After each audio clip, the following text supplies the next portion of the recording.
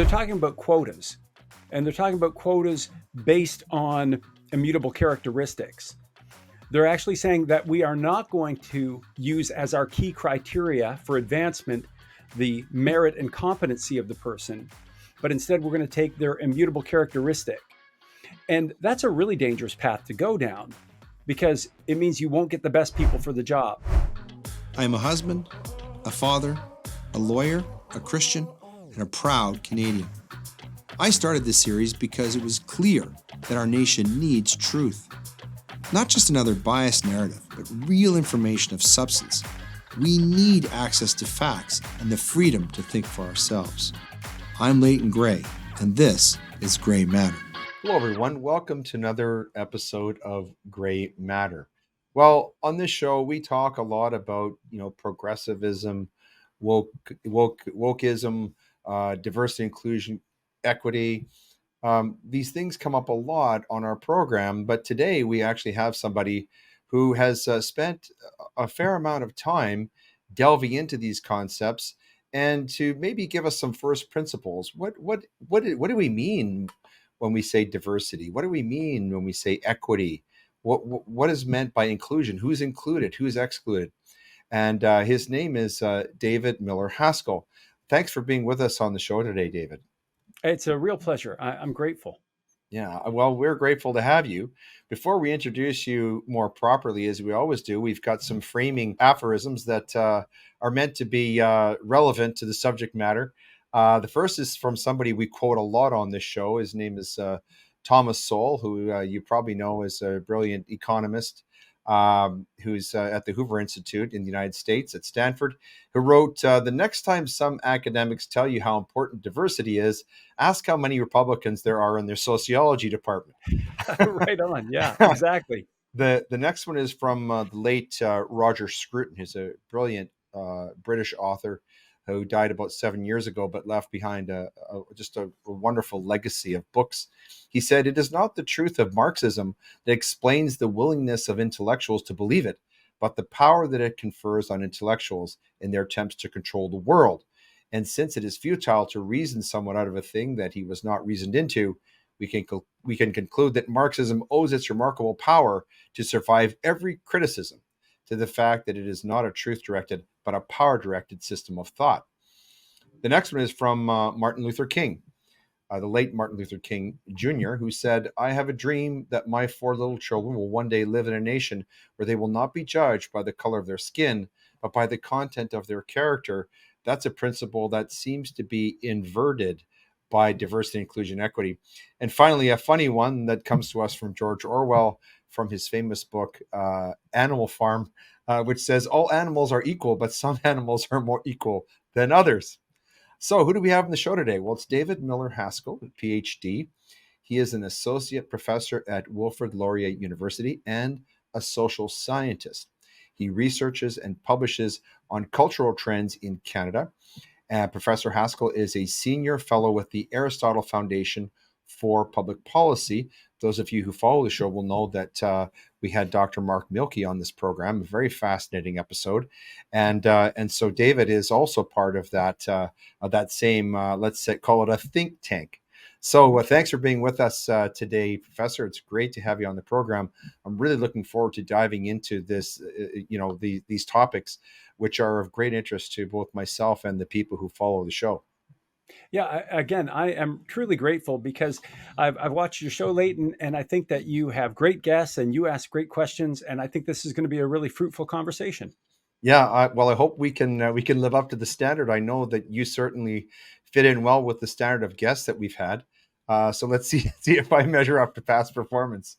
I'm going to start with a tweet from Thomas Sowell and get your take on it, and then sort of dive into your paper that you wrote recently that was also published in the Western Standard. He says, "We are among the biggest fools in history if we keep on paying people to make us hate each other, whether it's called by pretty names like multiculturalism, diversity, or gender awareness. That is what it all boils down to." What's your take on that? Do you agree with what Dr. Sowell has to say about this diversity, inclusion, equity? Is it really just designed to make us hate each other? Well, I don't know that it was designed to make us hate each other. because some people, I think, approach it in maybe a naive spirit, or even in a positive spirit, that they actually think it might do some good. Those people are probably not very well read in the research, so we'll talk about that. Hmm. But Dr. Soul is not wrong to say that it does make us hate each other. So I'm Yeah. saying that the people involved in it might not know it. They might actually be acting in good faith. But the fact of the matter is, when you look at the evidence on the ground, it really is dividing our society more. And the basic idea that you can make society better by discrimination, I mean, and that really is the core idea of DEI, diversity, equity, and inclusion. It just doesn't make any sense. I Yeah. mean, you quoted Martin Luther King earlier that we should be judging people by the content of their character. And I know that that's an old chestnut and it gets overused, I suppose, but it's so true. I mean, it's Yeah. gold.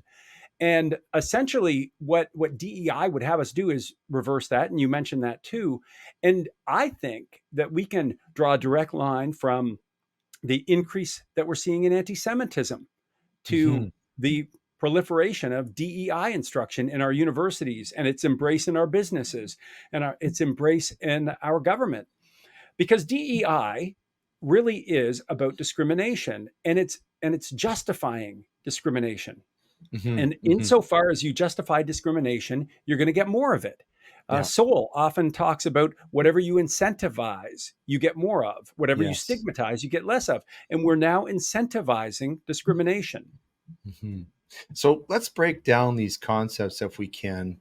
The on we recently had something called International Women's Day, and I'm the first one to applaud wonderful women and their contributions to society.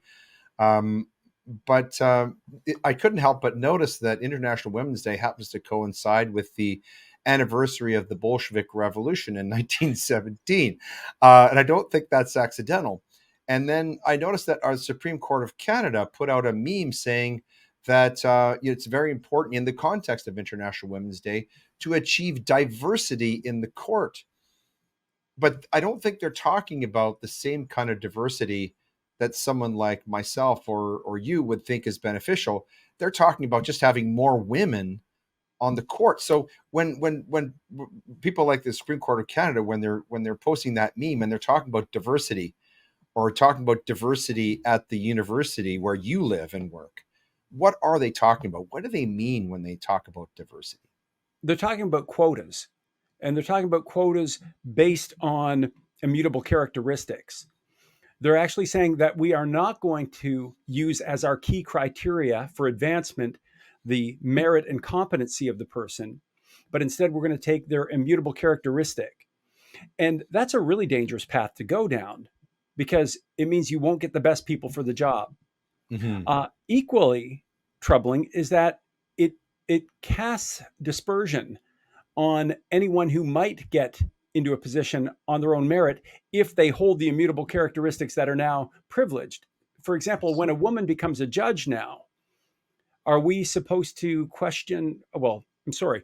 Are we going to question whether or not she had the competency to be in that position, or was it simply a quota to be filled? Hmm. And that's terrible, Hmm. because there are women who are incredibly competent, who could make it on their own merit, and now everyone will second guess whether or Hmm. not they did. Similarly, anytime we have the affirmative action kind of quotas based on color, that really devalues anyone who made it on their own merit. Any person of color who is in a position of an elite position, whether it's in academia or business, are people now going to wonder, well, can you do the job, or did you get the job because of your skin? And Hmm. and that is a terrible way to run a society, because eventually you will lose trust. The people who do make it on their own merit will become disheartened, and all this stems from the notions surrounding diversity, equity, and inclusion, which Hmm. in and of itself, I keep talking about that. Do you mind if I just define it for a moment? Just Absolutely. Great. Great. so there are multiple ways to see this. So I'm using diversity, equity, and inclusion, and the concepts that will flow from it. But it, some of your audience might think of it as wokeism. Right. So wokeism really is another way to express the ideas of diversity, equity, and inclusion. But essentially, what it does here's kind of, if I had to put it into a nutshell, it it makes sacred those minorities that were historically marginalized. That's the first thing it does. Now, I'm using Hmm. that word, it makes sacred, because I'm a sociologist of religion. So maybe that's the way my mind goes. But to make something sacred means that you can't criticize it. It Right. means that you have to um, privilege it. You raise it while making other things, while lowering other things. So that's the first step.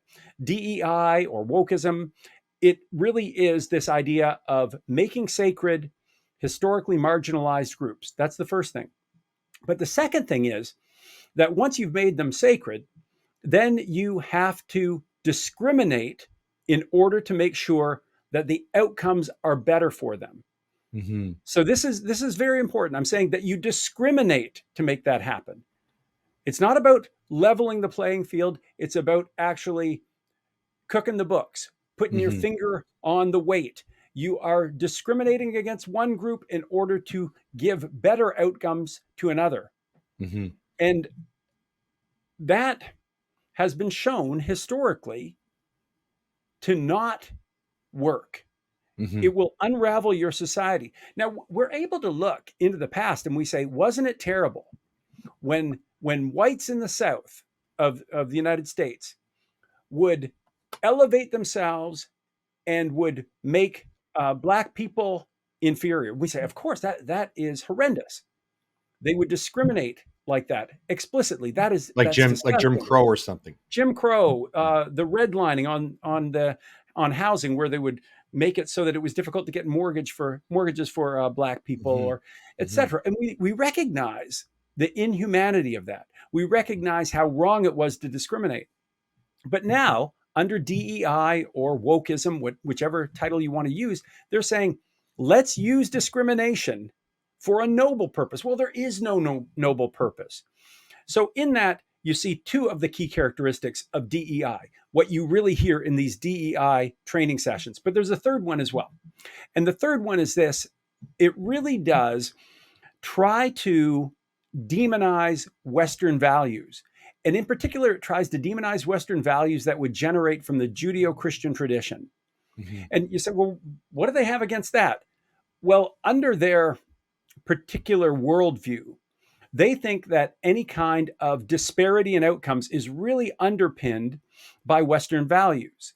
And so, if you can get rid of those values, which are really Judeo Christian values, then you can have this utopia.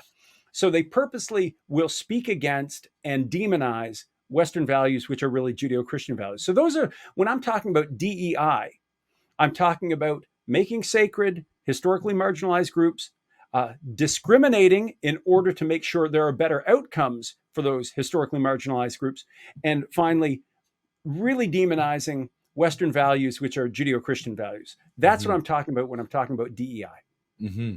And when you look at this in practice, it really doesn't help the people that it is intended to help. And two recent examples. We had a lady jurist, Ketanji Jackson, who was appointed to the Supreme Court by Joe Biden in the United States last year. But her appointment was based upon his announcement that he was going to appoint a black woman to the court. And even though she was a very accomplished academic, and she's a judge in her own right, it sort of put this mark on her that she was being appointed to the court mainly because she was black, Mhm. which seems to me does a disservice there. On the other side of things, recently we had a black woman who was made the head of the most prestigious university in America, perhaps the Western world, at Harvard. And of course, she was not an accomplished academic. She did not have the history of performance and achievement that one would expect for such a prestigious and important position. And in fact, she was in a way, I felt badly for her because she was set up to fail. She really wasn't ready for that job. and so she was sort of I found that she was almost sacrificed on the altar of wokeness, of DEI. And so those are two examples, but there's many more where this DEI concept is not only harmful to the people who are excluded through inclusion, but it actually hurts the people that it's intended to help. Would you agree? Well, yeah, for sure. It does harm those that it's intended to help. We can talk about some other research that Tom Sowell did. He looked at those people who were given privileged spots at elite universities, people of color who were given privileged spots even with lower test scores. And what he points out is that those particular students were mismatched because they got into this very elite university where everyone else had a test score that was 100 or even 200 points above theirs. And as a result, these very accomplished Black scholars who could have gotten into other universities where the competition with them would have been equal to their test scores, equal to their abilities, and that would have allowed them to thrive. Instead, they get thrown into this very elite university system that is not forgiving, and they fail out. Yeah. And so he's saying that often when you think you're going to allow someone to have more opportunity, it just doesn't work out that way, because you can ignore reality, but eventually it comes back to the surface. And so that's something that I thought of immediately. But you mentioned Claudine Gay, who was the president of Harvard, and then she was removed. And she did have a terrible research record, incidentally. We saw after subsequent investigation that much of her work was plagiarized, Right. which you just aren't supposed to do. But I actually don't feel sorry for her. I think you are right to say that she was a poster child for DEI. But where I would draw that more direct line is that she was not willing to speak out against anti-Semitism. She was brought before Congress. And the situation was, for your viewers, I'll quickly explain. On Harvard's campus, there were anti-Semitic protests. Now, they were held under the guise that it was about the Israeli conflict with Hamas in Palestine. But really, there were many anti-Semitic tropes being used. There was it was just true hate speech. And listen, I'm clear that I don't think everything is hate speech. I certainly don't. But there were real examples where they were advocating genocide for the Jewish people on the campus of Harvard. Anyway, Claudine, Professor Gay, the professor at Harvard, was asked, do you think that this is wrong? Now, I'm paraphrasing here. There were numerous questions that were lobbed her way, but essentially she would not speak out against this anti-Semitism. And here's what was happening. You see, she is so immersed in DEI philosophy.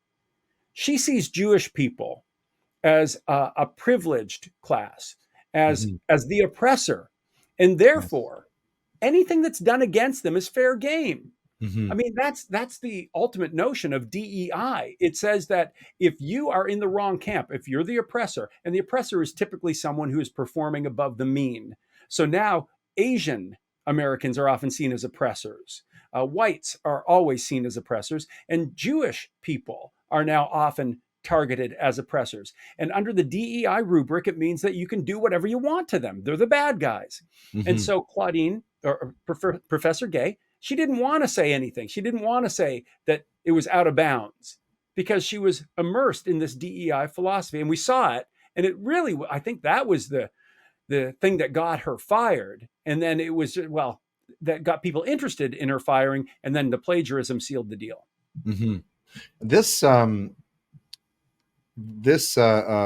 I would say the proliferation of diversity or of DEI programs has really found its way into all of our major institutions. It's in our schools. It's certainly in the universities. I can tell you without a question, it's in the courts. I'm going to come back to that in a minute. But it's also through corporate. And you talk about in your piece that you published in the Western Standard recently, which was kind of a distillation of the piece that the longer piece that you published on the Aristotle Foundation website, which I'd recommend people go and read. You talk about these training programs. You said some very interesting things. You said In one particular damning analysis, some researchers concluded implementation of diversity training has clearly outpaced the available evidence that such programs are effective in achieving their goals. And you say, on the other hand, the research provides clear proof that DEI instruction can activate and even increase bigotry among participants. And of course, you quote people like Ibram X. Kendi, who has said some very salacious things about white people and says them all the time. But talking about this training, this is almost like a Maoist type of indoctrination that's going on in our society. And from your piece, it's clear it's doing a lot of harm. Do you want to talk about that a little bit? Yeah. So the fascinating thing, and you've nailed it there, Leighton, is that the claim of DEI is that it makes things better. Mm-hmm. So when people do DEI instruction, when they write their DEI proposals, when DEI is done at business or in academia or government, the claim is always made it's going to make things better. And by better, what they mean is that it will reduce prejudice. It will make diverse people want to work together more. And that absolutely is not true. The empirical evidence is clear. There is no proof empirically that DEI does anything positive. Conversely, there is really good evidence that it increases prejudice, that it makes Mm-hmm. people less likely to work together or want to work together. And that was the gist of what I was pointing out in the Western Standard article. But in Mm-hmm. my larger piece, which is again published by the Aristotle Foundation, I go through study after study after study, and I go through meta-analyses as well. Mm-hmm. Now, a Mm-hmm. meta-analysis is a gold standard for a study. It takes hundreds and hundreds and hundreds of studies, and it puts all of the data together and then statistically looks at the findings of all of the studies and comes to a general conclusion. And the general conclusion related to DEI is that there is no evidence that it does anything positive. Now, you quoted one of the studies, that was Devine and Ash. That Mm-hmm. was their 2022 meta analysis that said, and I'm going to paraphrase here, being a little bit dramatic, they said, what the heck? Here you are promoting DEI and it's going everywhere. And it has outpaced the actual evidence. And the Mm-hmm. evidence, it's easy to outpace it because it's zero. Another meta-analysis, and sorry, I won't go totally wonky on you, but Elizabeth Palek, who was one of the researchers, she's at Princeton. She was at Harvard when she did one of her studies. Then she went over to Princeton, did her other study. It's from 2022, so it's pretty fresh data. Both of her studies, the earlier one and the later one, if you looked at the number of studies involved that were statistically put together in aggregate, it's over 1,000 studies on DEI. And she found that the effect size of DEI training is about zero. Now, for your audience, effect size is the key measure of whether something works or not. If you held DEI training, you would think that the effect size would be would be significant. What Right. it would mean is that someone who went to the training, they came out and they were different. They'd been changed, but the effect size is near zero. And I say near zero, but listen to this, and this is what Palek found. But it becomes zero the more rigorous the study. So the better the methodology, the larger the sample, the bigger the sample size, the closer it got to zero, meaning the more rigorous, the more valid the study, the less likely it was that DEI did anything. And then back to these other studies, there were other single studies that showed DEI training does increase prejudice. So Mm-hmm. that's a short way to say something that was said in a pretty long fashion in that Aristotle Foundation work I did. Yeah, and in your introduction to that piece, essentially you have five basic or four basic propositions that you examine. One of them is diversity training in practice, aggressive and justified by circular proofs. You want to talk about that a little bit, about what this diversity training actually is like when you're going through it? Oh, yeah. Well, I hope your audience hasn't had the displeasure of having to go through this. I had to go through it once. The Law Society has subjected us to one round of it, And but let's we just, won't go into that. fair enough. And let's keep this in mind. In light of the evidence, in light of what I've just put together for the Aristotle Foundation, which really is the best research evidence debunking DEI, we have to begin questioning why we're doing this training at all. Right. And so for anyone in your audience who's watching this and they are about to be forced to go into some of this training, they might want to be armed with that particular research paper, because they need to ask the DEI trainer, why are we doing this? What's the evidence you're using? Because it can't be better. It can't be better than multiple meta-analyses. It just can't. Yeah. So you said, what's it like to be in the DEI training? If you look into this stuff, it is really horrific, especially for the majority population. So the majority population in Canada is white people. You will be demoralized. You'll be told you are a villain. We have examples from Canada of a young man in medical school out in Manitoba who was attending DEI training. When he spoke up and challenged some of the claims related to, I couldn't remember if it was related to, a pro-life position, perhaps, or something. Anyway, because DEI, again, is really hostile toward traditional Christianity, as I mentioned earlier. Yes. Well, this guy was expelled Wow. he was a medical student, and he was actually a person of color himself, but he held the wrong attitudes. And so he was expelled. I'm not sure where his court case went. We have a really massive, one of the more public examples, when Coca-Cola was doing DEI training for its employees at the executive level. And one of the main ideas was that they had to learn to be less white. They put that on one of their cans, I think. Oh, did they? I don't know.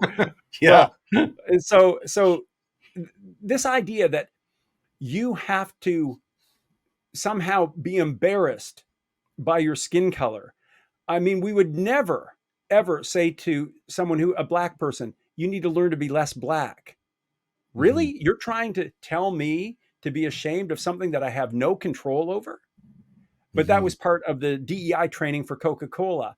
We have examples of a young guy at Ryerson University, which has now changed its name to something Toronto Metropolitan University. And they did it, by the way, because of DEI influence. Anyway, this young man, he was in the journalism program, and he was sanctioned because he had written a piece outside of the university, and it was published outside of the university, where he promoted traditional Western values and traditional Christian values. Here's the best example, because you said, well, what's it like in these DEI sessions? And I like to give evidence. So I would commend this to your audience. Look up the story of Richard Biltzko. And he was a principal. You talk about this in the piece that you published. I do. Yeah. And in fact, in the Aristotle Foundation piece, I actually linked to it. And with Richard's case, he had to do DEI training. And it was because he was a principal for the Toronto School Board. Right. Yeah. So he was forced to do this mandatory training. And in the mandatory training, the DEI consultant who was brought in made the case that Canada was far more racist than the United States. Now, Richard, who had taught both in the US and in Canada, said, well, I got to call you on that. And he was very gentle. And you can hear him because there are recordings. And so if your audience doesn't believe me, go and listen to the recording. So he pushed back a bit on that, but just very gently said, I've taught both places. I would have to respectfully disagree. And she just went crazy on him. And she started to attack him because of his skin color. And then others started to dehumanize him. You can hear it on the recording where others in the session said, when the whiteness spoke, that was a human being who spoke. And so anyway, the recordings were shared with the WSIB, the Workmen's Compensation, was it? Or it was some official body that did deem it to be the equivalent of a toxic workplace, and that it was at the level of harassment. Unfortunately, Richard's mental health spiraled after that. He received no support from the Toronto Board of Education. They sided with the consultant on Mhm. this, ultimately not giving Richard the support he deserved. Anyway, he did commit suicide. But Oh, there are wow. other situations that are very similar to this. There was a fella who was at, I believe it was Seneca College or Sheridan College, who had the temerity, I'd say the guts, to actually go public with some of the DEI material that was saying that white people were villains. Mhm. And he went public with it and he was fired for it. Yeah. So not only do they say things that are crazy, if you try to expose it, they'll punish you. So Mhm. that's really the encapsulation of what these sessions are like and what can happen if you try to come up against them. Although we Mhm. still need to. I don't want Yes. to leave it at be quiet. No, We got into they this are, situation because mhm. we didn't speak up, and it's time Yes. to now speak up. Yes, and the fact that their approach to dissent is punitive is very telling. And I want to get your take on this. It seems that the focus of DEI training and compliance seems to be focused on people like doctors, school principals. Of course, there's the famous case of Jordan Peterson and the Right. psychological college. Lawyers in Alberta were subjected to DEI training under threat of disbarment and suspension if we didn't take the training. So it's very clear that this DEI it almost functions as a religion, which is very intolerant. And perhaps this is why it's so deeply anti-Christian. You cannot offer any public dissent, lest you suffer this type of abuse. I went through a cancel culture experience myself about 4 years ago because I said publicly that I thought that DEI was being used to appoint judges in this country based upon immutable characteristics. And I said something that was anathema, and that is that to appoint people into a position of power and influence like a judge has the power to change people's lives, to send them to jail, to award multi-million-dollar judgments. We in situations like that, we must have our best and brightest people. We can't be selecting people like Claudine Gay and putting them and investing them with that kind of power. And I was roundly canceled. Mr. Farber, Mr. Trudeau's right hand man, who's part of something called the Anti-Hate Network. Um, that was it. I got kicked off a law society, prestigious law society board that I was serving on. My name was kicked around in the Alberta legislature for 2 weeks, and ultimately, I was forced to resign from a board to which I had been appointed to select judges in Alberta. So they succeeded in getting me off of the board that would have selected, judges based upon meritocratic ability. And so this is really one of the downstream impacts of attacking people like, doctors, lawyers, psychologists, school principals. These are the people who have a lot of influence over things that are going on in society, quote unquote, leaders. And so am I onto something? Is that part of the reason why this training is so focused on people like that? Well, yeah, I mean, you control the cultural elites, you make them afraid. Some of them are going to buy in, and then they're bullies, right? Yeah. Yeah. And then the bullies will easily manipulate those who are spineless. And Hmm. sadly, we have very few leaders. And especially when it's costly to be leaders, you get even fewer.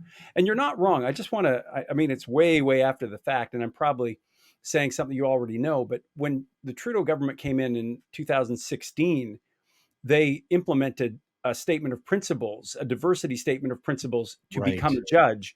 And Yeah. you had to, and I know you know this, you had to be able to tell a narrative about how you overcame oppression. I mean, Yes. this was part of your application to be a judge. You had to say how you had experienced diversity, equity, and inclusion. And so they were actually using that as a shibboleth or some kind of Hmm. secret code to make sure they would get the people who would be willing to promote their wokeism in the Yes. judiciary. So Yeah. so you're totally right there. One thing I just can't leave this about Bernie Farber and the anti-hate network. I mean, these guys are known to be serial liars. And Yeah. I'll give you just one example. You may recall from the Freedom Convoy, Bernie Hmm. Farber put up a post on his social media, which is pretty extensive. And he said that there were signs up at the Freedom Convoy that were promoting Nazism. Right. Well, Jonathan Kay, who is the editor at Quillette, did a little bit of investigative journalism and found that the poster that the picture of the poster that Farber put up was actually from Florida. That he had tried to say that this was a poster that was up at the Freedom Convoy, and again, it was all to fill in this narrative that, oh, look at the Freedom Convoy, they're a bunch of Nazis, and therefore look, this poster about Nazis was there, and it was the same poster that had been put on a post in Florida that Farber was trying to put off and say, oh, look, this is what was found at the Freedom Convoy. Complete lie. Hmm. So Hmm. if he's willing to do that on his public social media, don't think that that's not happening in everything they say, Right. right? Right. So anyway, Yeah. that was but Yeah. again, I can tie this back to DEI, Leighton.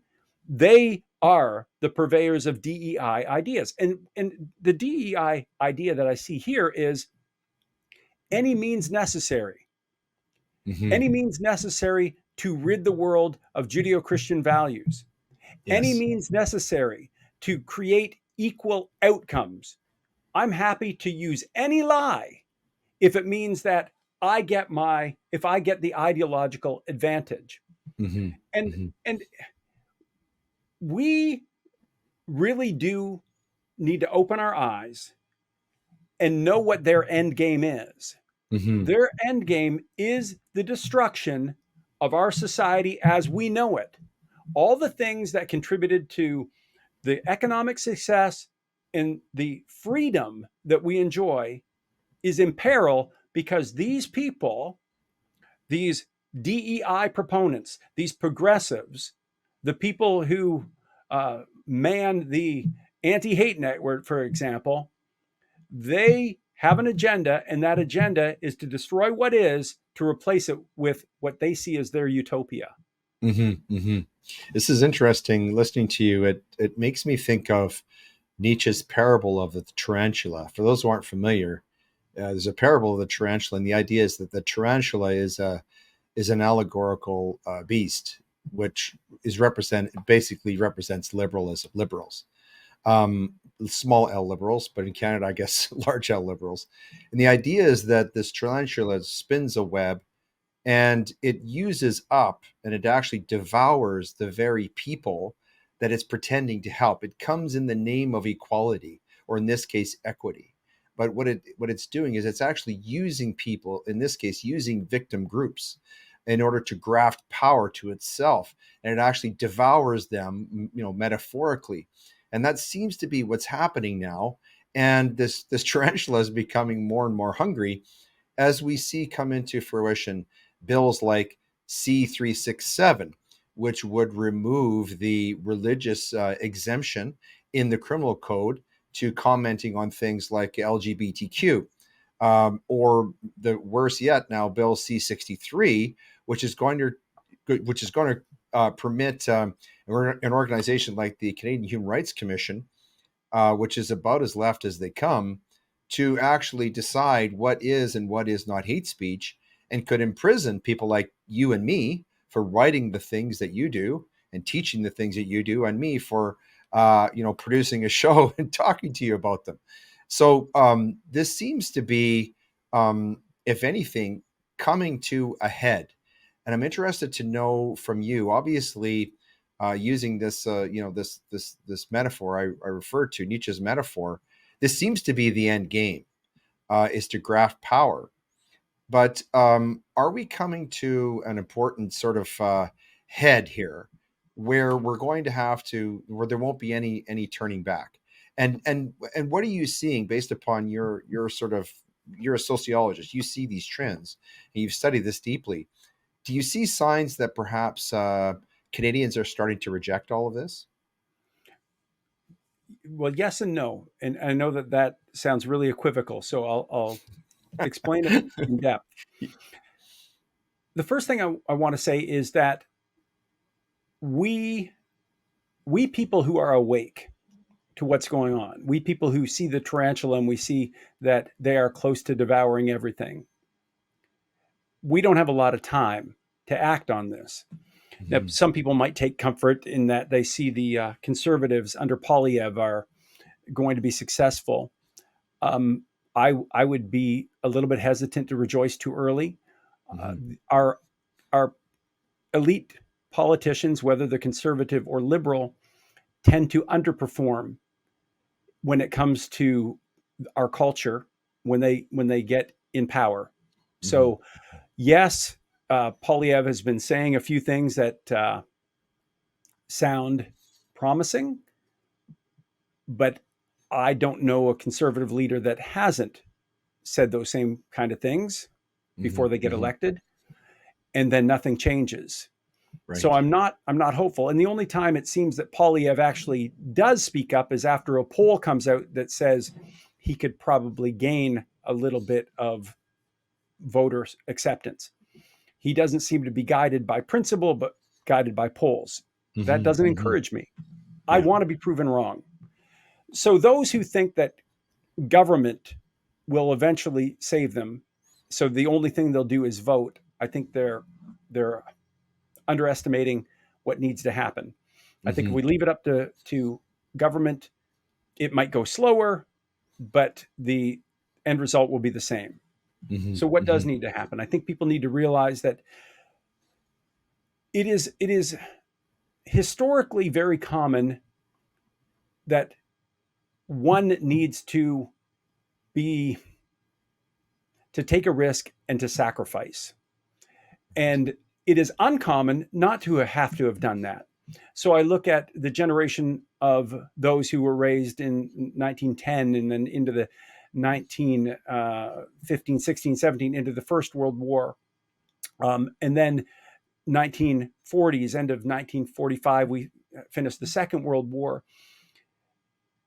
I look further back and I look at those people who fled religious persecution in England, the Puritans. So they're leaving, Mhm. around what, end of the 1680s or so. Yeah. 1630s Yeah. is, I think, Yeah. when we get the Mayflower coming, Right. 1632. Is that, Yeah. if I knew my rhyme, if Yeah. I were American, I'd know it better.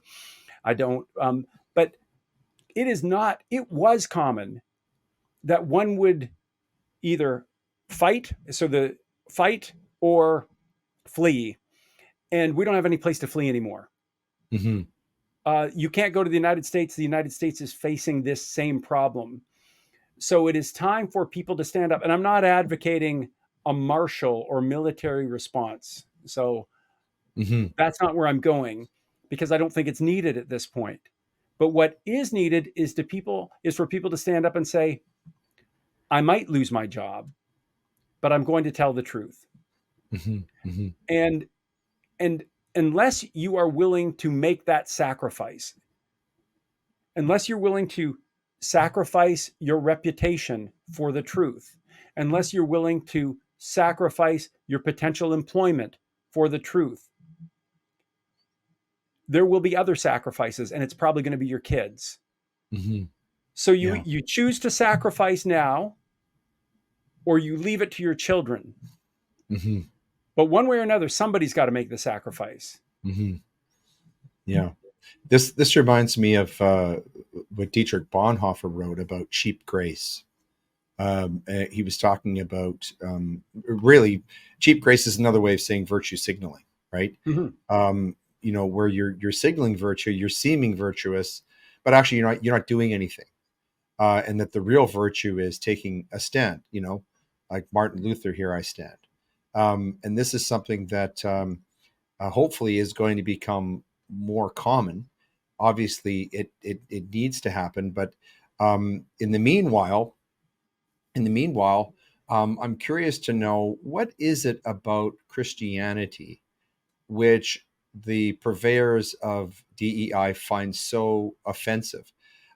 Is it because Christ said that he is the truth, and that therefore set an absolute standard of truth?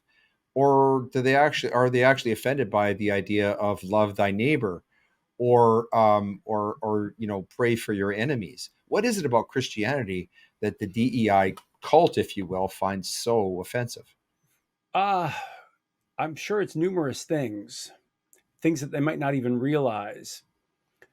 One of the things that the DEI proponents would hate about Christianity is that it makes the divine, it makes Christ the absolute Mm-hmm. and not the state.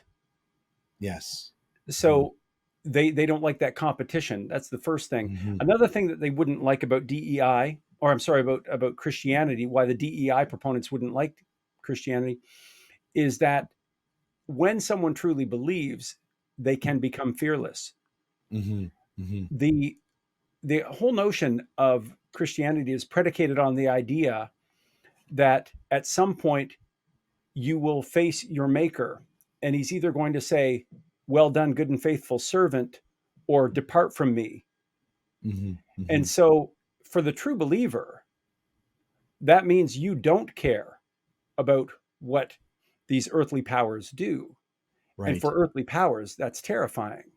Mm-hmm. That's Mm-hmm. terrifying to think that someone would really be fearless in the face of your lies.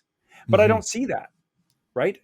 I mean, the advantage that the DEI proponents, the promoters of woke have is that Christians really do not have the courage of their convictions, or not enough.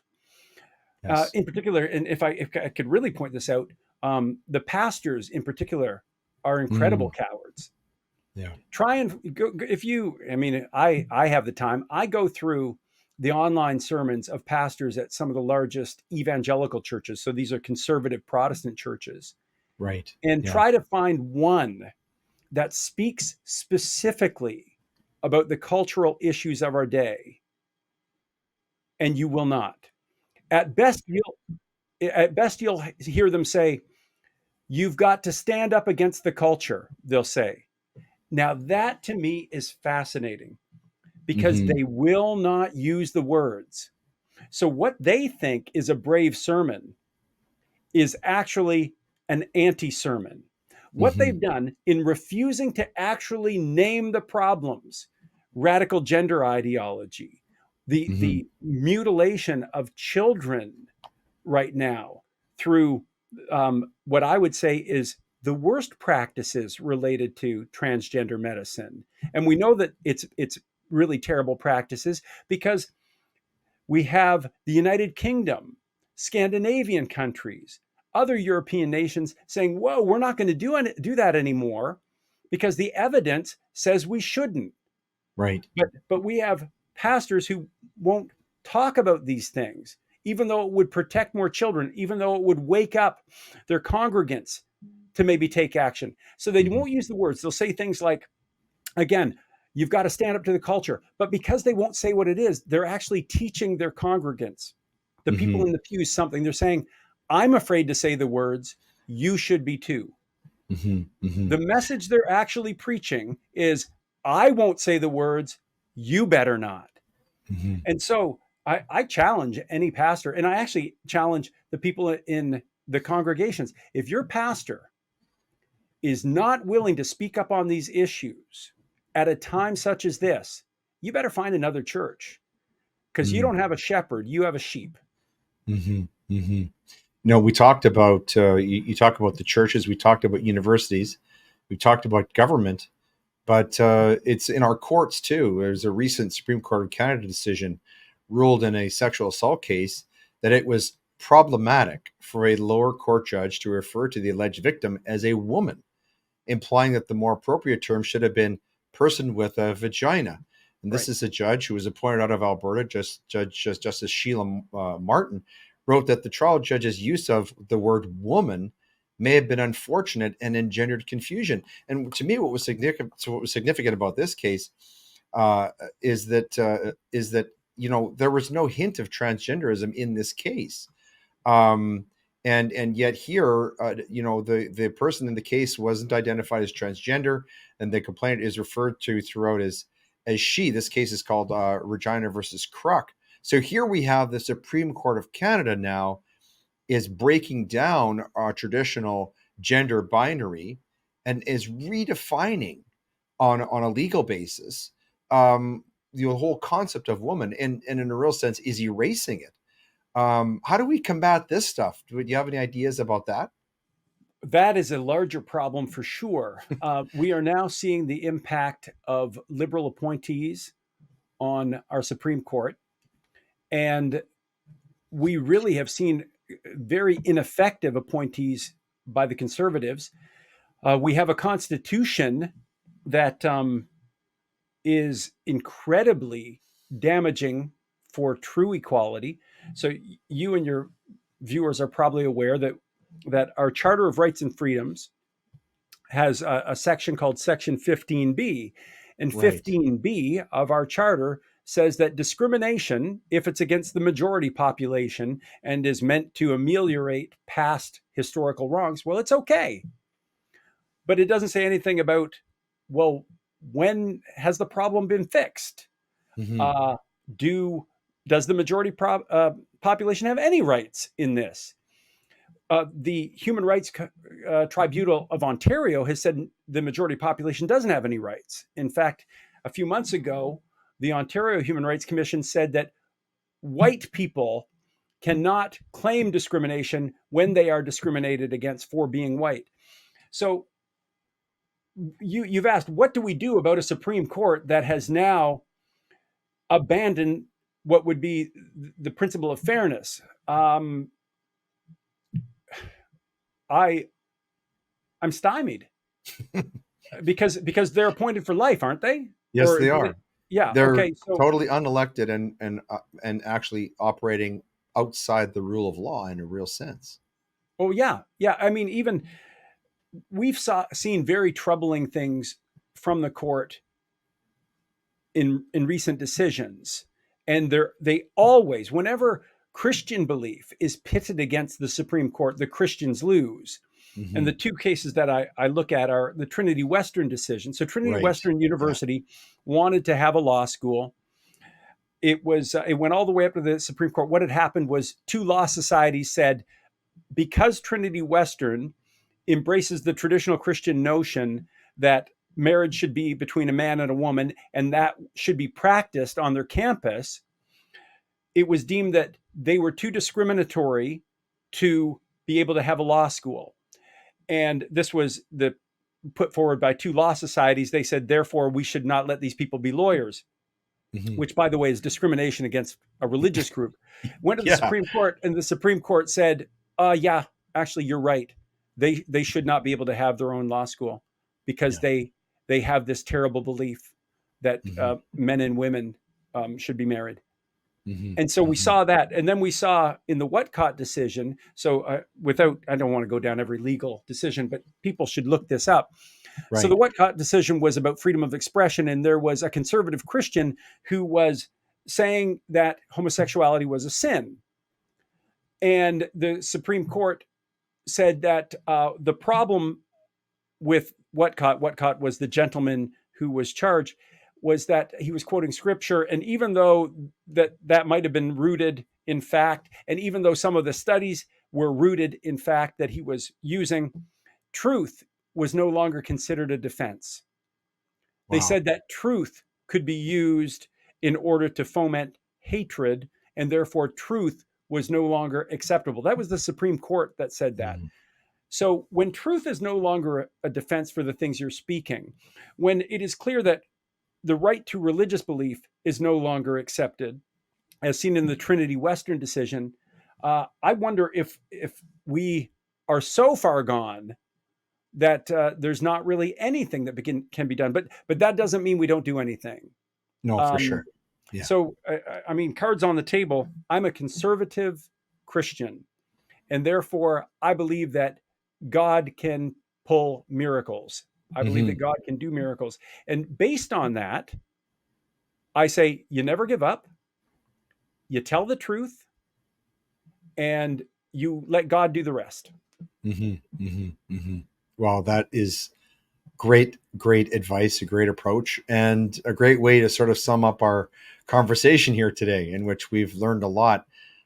This is a part of our show you'll recognize from watching the show, David, where we turn to something called the reading list. So Right. I've got a couple of books that I'm going to recommend, and then I'm going to turn to you and give you the last word. Hopefully, you can Sure. narrow down. You're obviously very well read. Maybe you can narrow down a couple of suggestions for our viewers and listeners, so that I'd love to. it'll further their understanding of some of the things that you are writing about and that you've talked about today. One of the books, recent book that I read on this topic, is by an American woman named Heather McDonald. And she's written some really great books. She wrote one called the War on Cops, another one called The Diversity Delusion. Those are both touch on the DIE situation. But this latest one is called When Race Trumps Merit: How the Pursuit of Equity Sacrifices Excellence, Destroys Beauty, and Threatens Lives. And she talks about how after the Black Lives Matter protests of 2020, prestigious institutions from the medical profession to the fine arts pleaded guilty to systemic racism. And how else, how could you explain blacks being overrepresented in prisons and underrepresented in C-suites and faculty lounges? And so this whole diversity, inclusion, equity ideology, or cult, if you like, really gathered steam in the U.S. She explains how and why this happened in much the same way you have today. But she says she also provides an alternative explanation for these racial disparities, and including large academic skill gaps that cause a lack of proportional representation in meritocratic organizations, and large differences in criminal offending that account for racially disproportionate prison population, things of that nature. So it's a very fascinating book, and an inside look at the other side of diversity, inclusion, equity, as you've been telling us. And we've talked a lot about on the show about Thomas Sowell. His most recent book is called Social Justice Fallacies. I read this book recently, and of course he's talking about the concept of social justice, which is sort of another computation or permutation of DEI. And he describes it as the most powerful crusade of our time, with an appeal to many different people for many different reasons. But he says it's not new. And he just exposes a lot of social justice fallacies. He reveals how many things that are thought to be true simply cannot stand up to documented facts, which are often the opposite of what is widely believed. And he's just brilliant at this because, of course, everything he writes about, as you do, David, is based upon data. It's not just his off-the-cuff opinions. Everything that he says when he attacks the social justice agenda is backed up by hard economic data and studies like the ones that you talk about in your piece. So I thought that those two would be nice companions to our discussion. So I'm interested to hear what you have to say, what selections you can recommend to us. Yeah. Well, the first book that I'd recommend is called The Wound That Will Not Heal, and it's by Russell Neely. Russell is a political science sociologist, social scientist at Princeton. And this is a phenomenal book. It's actually a little bit older. I think it might be late 80s when he wrote it, early 90s. But I thumbed through it because he really was able to see the writing on the wall. And it's a book about the negative side of affirmative action. Mm-hmm. And he goes through historical data and empirical data and shows time and again that this notion of diversity, equity, inclusion, or wokeism, or social justice, whatever iteration you want to use to describe it, it will lead to the dissolution of society. And Mm-hmm. so I'm kind of giving away the main part of this book, but he talks about the reciprocity norm. And the reciprocity norm is this notion that I won't let my tribe get ahead. I won't use nepotism. I won't use tribal allegiances to advance my people if you don't. Mm-hmm. Instead, we're going to use more neutral criteria such as competency and merit. Now, that's never perfect because nature makes people different, but it was better than letting people advance because of the tribe. And he says that when this reciprocity norm was embraced, it led to societal flourishing. But when it is rejected, it really leads to societal dissolution. So that would be one of the things that, or one of the books that I would recommend, just because it gives us some even greater Yeah. data and Sounds evidence. fascinating. Yeah. Yeah, and the other one, and I know that I think you've talked on your show to Yoram Hazony, who wrote Yes. The Virtue of Nationalism, but his recent book was Conservatism: A Rediscovery. So I've been Mm, reading that. I wonderful. think well, I keep going back and forth because I keep finding great stuff in it. So Yeah. Conservatism: A Rediscovery, and it really is. Hazoni is a PhD. He's living out of Israel now. He's been on your show, I think, Leighton. And the notion here is, at a time such as this, we need to embrace a grand narrative that can save us. And Mm, he suggests that we will return to that which brought us our success. And he says that that is the Judeo-Christian tradition.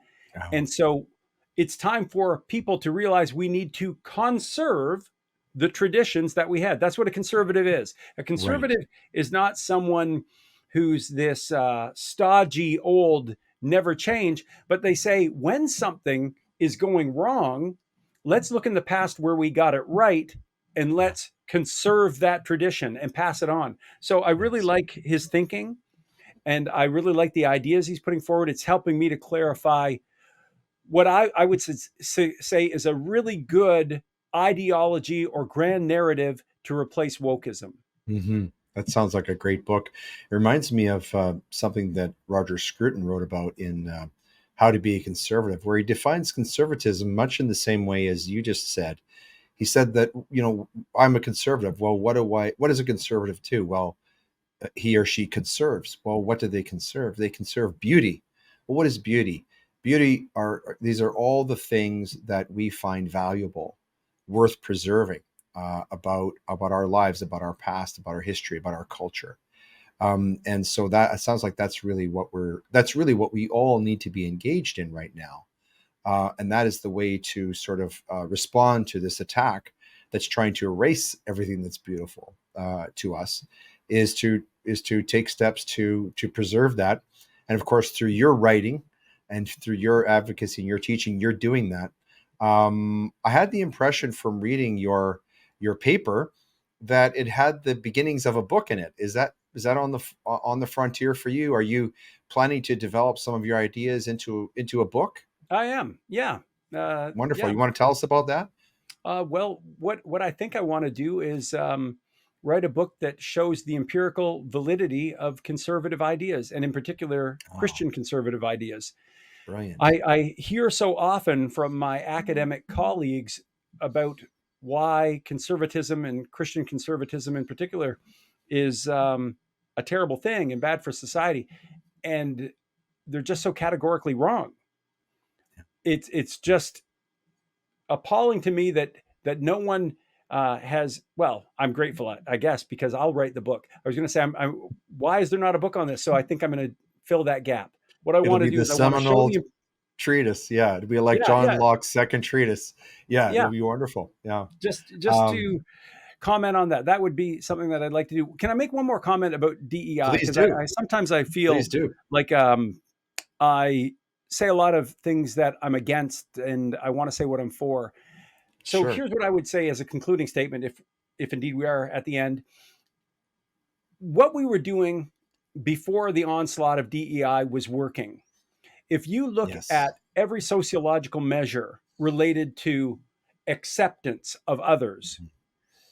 we were going in the right direction. I'll give you one example. In terms of race, from the 1940s through to the 1960s, from the 1960s in particular into the 2000s, 2010s, all the markers related to acceptance of different races were going in the right direction. If you asked Canadians, do you mind if someone of a different race is living next to you? It kept getting greater acceptance. Of course, I don't mind. Of course, I don't mind. Do you mind if your son or daughter marries someone of a different race? Of course, I don't mind. Those numbers for acceptance kept getting better and better and better without deviation. It just kept getting better. And what were we doing? We were simply saying, don't make race a big deal. Judge people by who they are, how they act, but don't give any mind to these immutable characteristics. That was working.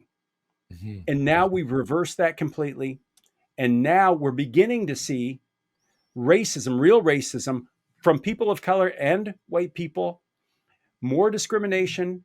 We're seeing anti-Semitism on the increase again. And it's all because we've legitimized this notion that immutable characteristics are how we should define people rather than who they are based on their internal character. Mm-hmm. Mm-hmm. So what was happening was working. Let's get back to that. Yeah, it was wonderfully stated, and kind of harkens back to one of the quotations from the beginning of the show from Dr. Martin Luther King, who said, really, the color of your skin is the least important part of you. It's who you are. It's what kind of person you are. What is your heart? Where's your mind? Where are your values? That's the most important part of you. And but of course, being race blind now is considered racism by these people, which is truly astonishing. But David, apart from the Aristotle Foundation and their website, if people want to learn more about you and acquaint themselves with your writings, where would they find more of your work? I think that one of the places that I drop most of my writings when they come out is my Twitter account. It's now X, right? Twitter is now X. And I'm at D. Millard Haskell. So my Twitter call sign is at D. Millard Haskell. And as I write things, I post it there. And my YouTube channel is also linked to my Twitter, so they could find the YouTube channel there. And I think that's probably the easiest way just to keep up to date with the things that I'm writing and putting out. Well, we'll make sure that those links are provided here so people can access them. And we want to thank you so much for being our special guest today, and for providing your wisdom and your insight, and also for doing this important and courageous work that you are doing in pursuit of truth and revealing truth to people. But not just truth, the truth. So I commend you for that. And I'm very grateful that you are doing that, because we need more people like you who are esteemed college professors, university professors, who are part of that intelligentsia, the best minds in our country and in our culture. We need more people telling the truth and revealing it the way you are. And so I'm very, very pleased that we've met you and we've been able to talk to you, and to really introduce you to perhaps maybe a broader audience for your writings and your future books. So thanks very much for being our special guest here today. And it was we my wish you much pleasure. continued I really success. enjoyed our time together. Thanks a lot, Leighton. Thanks, David.